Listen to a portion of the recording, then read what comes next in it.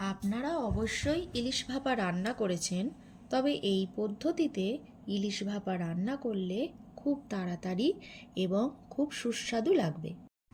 প্রথমে ইলিশ মাছগুলোকে নুন, হলুদ ও সর্ষের তেল মাখিয়ে 20 থেকে 25 মিনিট রাখতে হবে।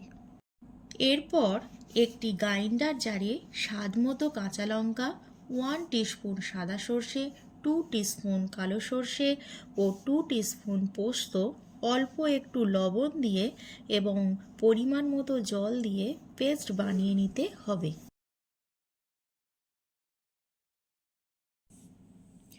অপর একটি পাত্রে সর্ষের তেল মাখিয়ে নিতে হবে। এবার পেস্টটি ও সর্ষের তেল দিয়ে ম্যারিনেট করা ইলিশ মাছগুলোকে ভালোভাবে মাখিয়ে নিতে হবে। এবার যে পাত্রটিতে তেল মাখিয়ে রেখেছিলাম তার মধ্যে মাছগুলি সাজিয়ে দিতে হবে এবং ওপর থেকে চেরা কাঁচা লঙ্কা দিয়ে দিতে হবে।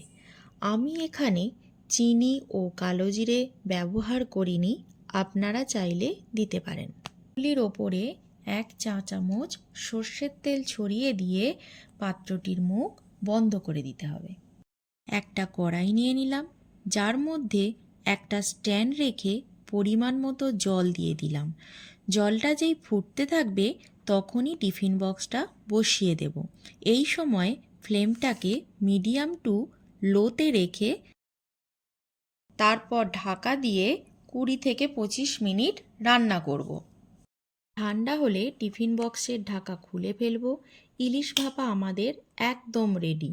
গরম গরম ভাতের সঙ্গে সার্ভ করব ইলিশ মাছের ভাপা।